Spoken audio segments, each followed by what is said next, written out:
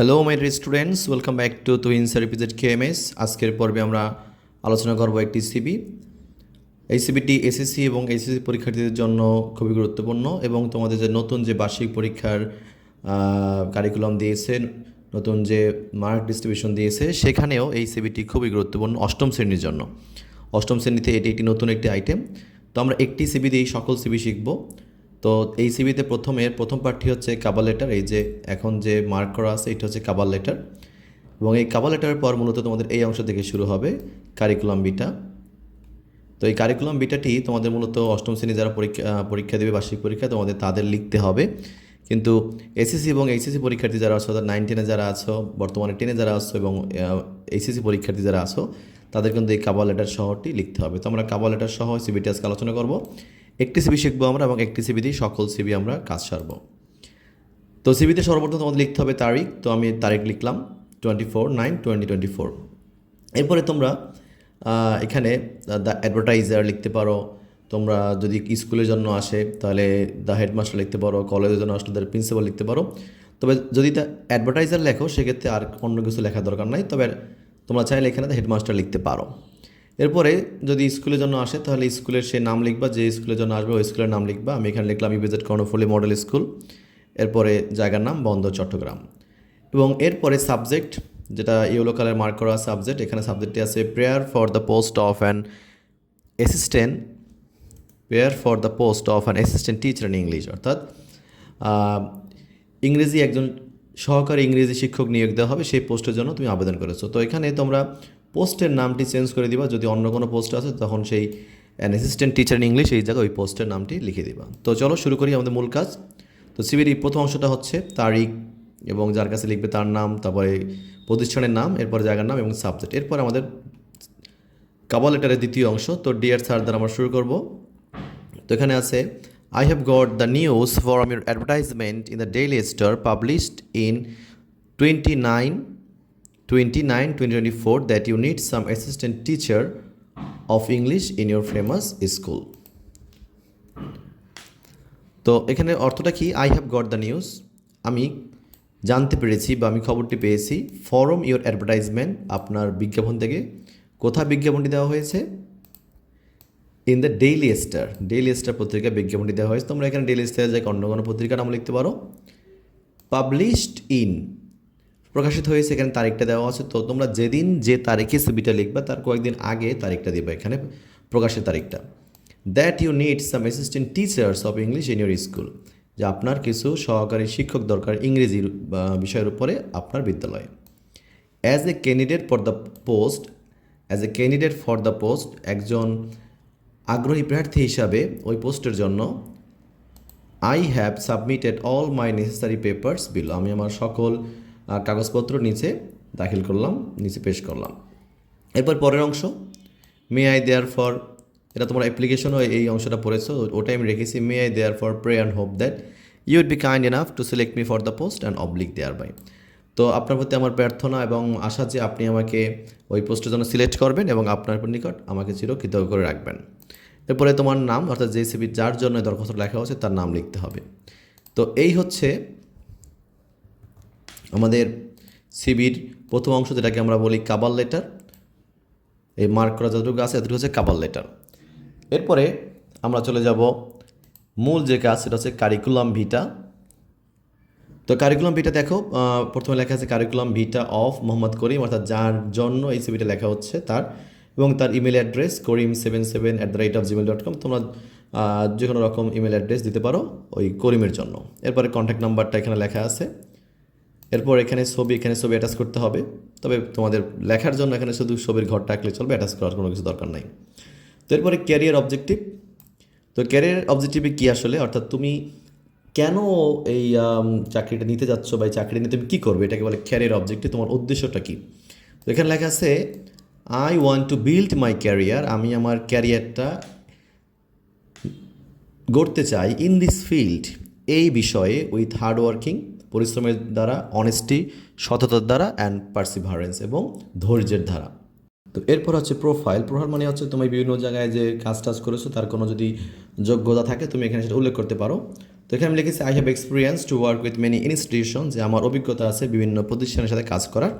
তো এটাই তোমরা লিখে দিবে, এর থেকে সহজভাবে আর লেখা যায় না, কঠিন করে খুব একটা কঠিন করে লেখার দরকার নাই। এরপর হচ্ছে পার্সোনাল ডিটেলস, অর্থাৎ তোমার ব্যক্তিগত যে তথ্যগুলো আছে সেগুলো আমরা দিব। তো এখানে প্রথমে আছে ফাদার্স নেম, আমি দিলাম ইসমাইল হোসেন, তোমরা যে কোনো নাম এখানে উল্লেখ করতে পারো, তবে প্রশ্ন যদি কোনো নাম দেওয়া থাকে ওই নামই তোমাদের উল্লেখ করতে হবে। এরপরে মাদার্স নেম, সেটাও একই রকমভাবে আমি দিয়েছি তাসলিমা বেগম, তোমরা যদি অন্য কোনো নাম উল্লেখ করো সেটা দিতে হবে। তবে এখানে খেয়াল করতে হবে, এখানে কিন্তু ফাদার্স এই যে অ্যাপোস্ট্রফি কমা এবং এস আছে, এটা দিতে হবে। অনেক সময় তোমার অ্যাপোস্ট্রফি কমাটা দাও না, সেক্ষেত্রে কিন্তু অর্থটা ভুল হয়ে যাবে, এটা খুবই গুরুত্বপূর্ণ। এরপরে যে গুরুত্বপূর্ণ বিষয়টা হচ্ছে সেটা হচ্ছে পার্মানেন্ট অ্যাড্রেস এবং প্রেজেন্ট অ্যাড্রেস। তোমরা এখানে পার্মানেন্ট অ্যাড্রেস মানে স্থায়ী ঠিকানা এবং প্রেজেন্ট অ্যাড্রেস মানে বর্তমান ঠিকানা। তো তোমরা দুই ধরনের ঠিকানা ইউজ করো, তো আমার পরামর্শ হচ্ছে তোমরা একই ধরনের ঠিকানা ইউজ করবে, কারণ যারা লোকাল মানুষ তাদের তো স্থায়ী ঠিকানা এবং অস্থায়ী ঠিকানা একই রকমই থাকবে, ভিন্ন রকম হবে না। তো সেই জন্য তোমরা একই রকম ঠিকানা দেবা। তো এখানে ঠিকানা হচ্ছে মোহনাবিলা, বন্দর, চট্টগ্রাম। মোহনাবিলা হচ্ছে বাড়ির নাম, বন্দর হচ্ছে তার এলাকার নাম এবং চট্টগ্রাম তার জেলার নাম। তো এরকমভাবেই দিবা। ডেট অফ বার্থ, এই ডেট অফ বার্থটা খুবই গুরুত্বপূর্ণ। তোমরা এখানে অনেকেই তোমরা পণ্ডিত করে তোমার নিজের যে জন্ম তারিখ তোমরা সেটা এখানে দাও, তো নিজের জন্ম তারিখ এখানে দেওয়া যাবে না। তোমাদেরকে অবশ্যই এই তারিখটা খেয়াল করতে হবে, কারণ তোমাকে এখানে অনার্স পাস করতে হবে, মাস্টার্স পাস করতে হবে, সেগুলো করতে করতে অর্থাৎ তোমার বয়স যদি হয় মাত্র 16 বছর, সেক্ষেত্রে তুমি ওই পাসগুলো কীভাবে করবা, এই জন্য জন্ম তারিখটা আগেই দিতে হবে। অর্থাৎ আমি যেরকম লিখছি 1998, এরপরে দেওয়াটা খুব একটা ভালো হবে না, কারণ এরপর তোমার কাজের অভিজ্ঞতা, তুমি বিভিন্ন জায়গায় কাজ করেছো, তো সেই জন্য তো বয়স লাগবে। ন্যাশনালিটি, জাতীয়তা বাংলাদেশি, এরা সবার জন্য একরকম থাকবে। এরপর হচ্ছে রিলিজন, ধর্ম ইসলাম, যদি হিন্দু হয় সে হিন্দু লিখবে। এরপর হচ্ছে ম্যারিটাল স্ট্যাটাস, অর্থাৎ বৈবাহিক অবস্থা, তো আনমেরিড, যদি ম্যারিড লিখতে চাও সেটাও সম্ভব। জেন্ডার অর্থাৎ লিঙ্গ, তুমি কি পুরুষ নাকি মহিলা সেটা এখানে লিখে দেবা, তো মেল। এরপরে এই পার্টটা খুবই গুরুত্বপূর্ণ, অর্থাৎ শিক্ষার পার্টটা। দেখো এখানে প্রথমে আছে নেম অফ এক্সাম, তারপর আছে গ্রুপ, সাবজেক্ট, তারপর আছে বোর্ড, ইনস্টিটিউশন, তারপর আছে ইয়ার এবং সর্বশেষ আছে জিপিএ অর সিজিপিএ। তো পরীক্ষার নামগুলো দেখো, প্রথমে এসএসসি, তারপর এইচএসসি, তারপরে বিএ অনার্স, তারপরে এমএ। তো আমি এখানে ছোট থেকে বড় করে সাজিয়েছি, কেউ যদি চায় সে বড় থেকেও ছোটোর দিকে আসতে পারবে। তো এসএসসি এবং এইচএসসিতে আমাদের কি হয়, এইচএসসি এবং এইচএসসিতে আমাদের কিন্তু গ্রুপ থাকে। তো সেই গ্রুপটা এখানে আমি উল্লেখ করেছি, আমি দিয়েছি সায়েন্স গ্রুপ, এবং তারপরে বোর্ড চট্টগ্রাম বোর্ড, যদি যে বোর্ডের হোক না কেন সেই বোর্ডের দিবা। এগুলো খুব একটা ম্যাটার করবে না, তোমরা চাইলে যে কোনো বোর্ড লিখতে পারো। তারপর ইয়ার, তো ইয়ারটি হচ্ছে যদি কেউ এসএসসি পাস করে 2014 সালে, অবশ্যই 2 বছর পরে তার সে এইচএসসি পাস করবে।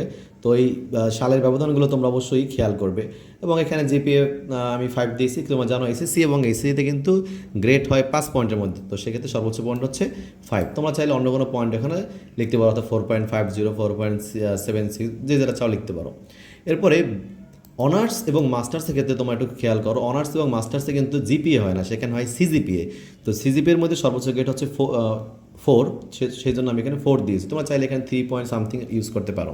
এবং আরও একটা ব্যাপার হচ্ছে অনার্স এবং মাস্টার্স কিন্তু কোনো বোর্ডের আন্ডারে হয় না, সেটা হয় ইউনিভার্সিটির আন্ডারে। তো আমি লিখেছি চট্টগ্রাম ইউনিভার্সিটি, দুটোটাই। তো তোমরা যদি কেউ চাও অন্য কোনো ইউনিভার্সিটির নাম এখানে লিখতে পারবে। এবং অনার্স এবং মাস্টার্স করা নির্দিষ্ট সাবজেক্টের উপরে, এখানে গ্রুপ নাই, তো আমি সাবজেক্ট লিখেছি ইংলিশ, যেহেতু ইংরেজি শিক্ষক নিয়োগ দেওয়া হচ্ছে সেজন্য ইংরেজিটা গুরুত্বপূর্ণ। তো এরপরে আসো এক্সপিরিয়েন্স, তোমার কাজের কোথাও অভিজ্ঞতা থাকলে সেটা তুমি এখানে লিখতে পারো। আমি লিখেছি EX assistant teacher at EPZ KMS এবং বিএন স্কুল, অর্থাৎ বিএন স্কুল এবং ইপিজেড কেএমএসের সাবেক সহকারী শিক্ষক। এরপর আছে ল্যাঙ্গুয়েজ স্কিল, ভাষাগত দক্ষতা। তো ভাষাগত দক্ষতা এখানে লিখেছি fluent in Bangla and English, অর্থাৎ বাংলা এবং ইংরেজিতে সে খুবই দারুণ কথা বলতে পারে। এবং রেফারেন্স, যেটা খুবই গুরুত্বপূর্ণ, দেখো এখানে রেফারেন্স অনেক ক্ষেত্রে কিন্তু লেখাই থাকে দুজনের রেফারেন্স উল্লেখ করতে হবে। তো কমপক্ষে দুজন অবশ্যই উল্লেখ করতে হবে, এবং সেই রেফারেন্স কারা দিবে, সমাজের দ্বারা গুরুত্বপূর্ণ ব্যক্তি, তাদের রেফারেন্স দিতে হবে, এবং তার সেই পথ, তার কাজটা কী করেছে সেটা উল্লেখ করতে হবে। তো রেফারেন্স সুপারিশকারী, রেফারেন্স বাংলাদেশ সুপারিশকারী। তো এখানে আমি দিয়েছি মোহাম্মদ আজাদ খান। উনি একজন প্রফেসর, ইউনিভার্সিটি অফ চট্টগ্রাম ইউনিভার্সিটির একজন অধ্যাপক। এবং এরপরে কি দিয়েছি মিস্টার মনির হোসেন, উনি হচ্ছে ফর্মার ডিসি অফ চট্টগ্রাম জেলার ফর্মার জেলা প্রশাসক, যেটাকে বলে ডিস্ট্রিক্ট কমিশনার। এরপরে সর্বশেষ যে পার্ট সেটা হচ্ছে এখানে সিগনেচার। এই যে সিগনেচার ঘরে তুমি সিগনেচারটা এখানে দিয়ে দিবা।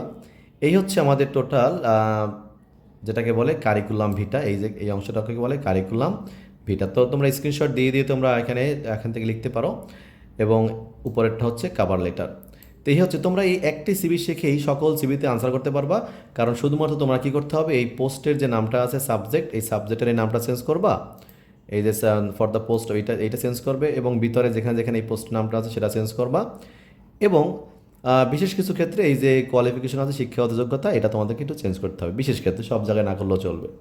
তো এই হচ্ছে, তো অবশ্যই তোমরা এটা ভালো করে শিখে রাখবা এবং চ্যানেলটি সাবস্ক্রাইব করে রাখবা, যাতে যে কোনো ধরনের তথ্য তোমরা পেতে পারো এবং সবার আগে পেতে পারো। তাহলে সবাই ভালো থাকবা, সুস্থ থাকবা, আল্লাহ হাফেজ।